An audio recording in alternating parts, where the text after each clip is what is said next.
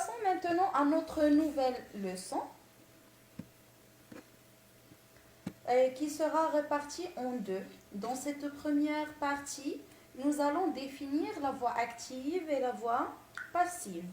Commençons par la lecture de ces phrases. Le garagiste répare la voiture. La voiture est réparée par le garagiste.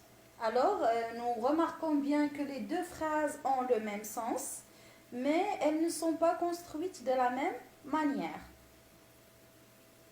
Regardons la première phrase. Le garagiste répare la voiture. Où est le verbe, les enfants, dans cette phrase? Bien, c'est le verbe répare. C'est le verbe réparer.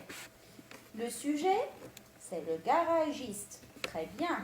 Le sujet, c'est le garagiste. Alors, qui fait l'action? C'est le sujet. Très bien, les enfants. Qui fait la réparation, qui répare? C'est le garagiste. Pour cela, on dit que le sujet est actif. Le sujet est actif. Il fait une activité, il fait l'action dans la phrase. Bien. Et on dit aussi que la phrase est à la voix active. La phrase est à la voix active. Voilà. Passons maintenant à la deuxième phrase.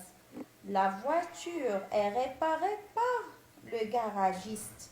Ici, où est le verbe, les enfants? Bien. Le verbe, c'est est réparé. Très bien. Le sujet, c'est la voiture. Voilà. Le sujet, c'est la voiture. Mais les enfants, qui répare? Qui fait la réparation? Est-elle la voiture? Très bien. Non, ce n'est pas la voiture, mais par contre, c'est le garagiste. C'est le garagiste qui fait l'action. Alors ici, le sujet ne fait pas l'action. Le sujet ne fait pas l'action. On dit les enfants qu'il est passif. On dit que le sujet est passif. Parce qu'il ne fait pas l'action. On dit aussi que la phrase est à la voix passive. Et qui fait l'action? Bien, on a dit c'est le garagiste. Mais ici, il est introduit par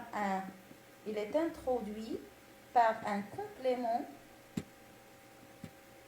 Voilà.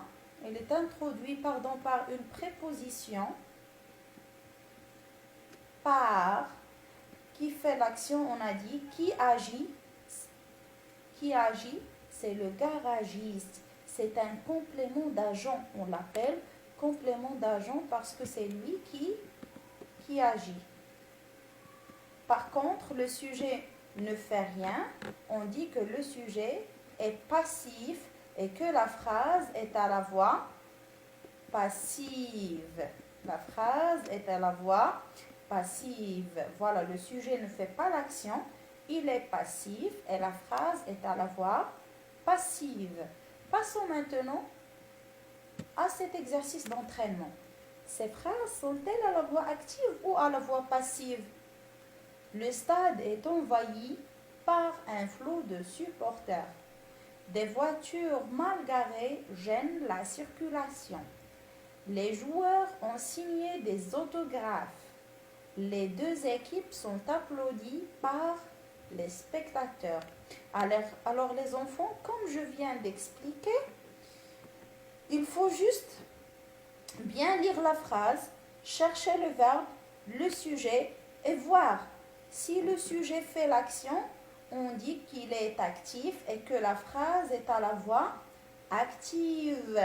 Par contre, si le sujet ne fait pas l'action, le sujet est passif et la phrase est à la voix passive.